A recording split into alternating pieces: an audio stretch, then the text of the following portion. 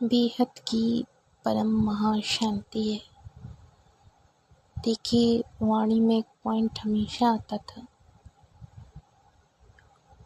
भगवान के बच्चों का कभी अकल्याण नहीं हो सकता, अकल्याण में भी कल्याण छुपा होता है। इस बात को हम एक उदाहरण से समझेंगे।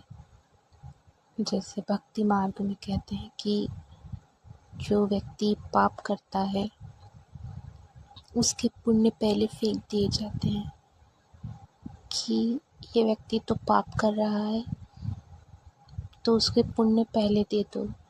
तो वो व्यक्ति सबको बहुत सुखी दिखाई देता है, लेकिन एक्चुअल में उसके पुण्य नष्ट हो रहे होते हैं। फिर जब उसके सारे पुण्य नष्ट हो जाते हैं, फिर उसे उस पाप के फल से उसे फिर कोई बचाने वाला नहीं होता। और जो पुण्य करते हैं, भगवान का नाम लेते हैं, उनके पाप पहले फेंक दिए जाते हैं ताकि इसके जल्दी से जल्दी पाप नष्ट किए जाएं, क्योंकि ये भी भगवान की शरण में है, इसके अंदर क्षमता है सहने की। तो इस प्रकार से हम भक्ति मार्ग में सुनते आए हैं। अब हम ज्ञान की दृष्टि से देखते हैं कि लौकिक जीवन में जो भी होता है, धन से संबंधित, परिवार से संबंधित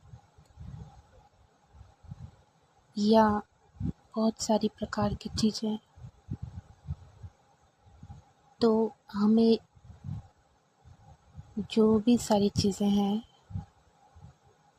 उसे ज्ञान की दृष्टि से देखें। जो भी हुआ लौकिक जीवन में वो आपकी आत्मा की उन्नति के लिए, आपकी आत्मा के कल्याण के लिए हुआ, ताकि आप जागें, आप भगवान की ओर बढ़ें। बेहद की आत्माएं तो बढ़ती ही है, क्योंकि उनके अंदर रिकॉर्डिंग है और वो जन्म जन्मांतर से अपने परमपिता को पुकार रही हैं, ढूंढ रही हैं कई जन्मों से।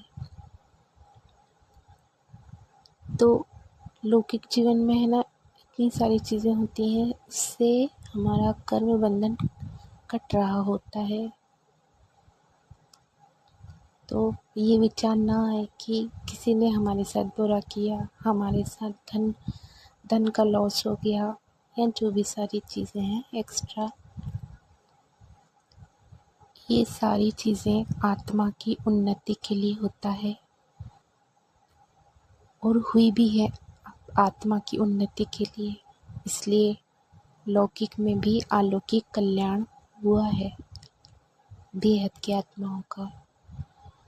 जितने भी साधु संत महात्मा देख लीजिए, उनके जीवन की कहानी को पढ़िए, उनका जीवन भी आपको कभी सरल नहीं मिलेगा।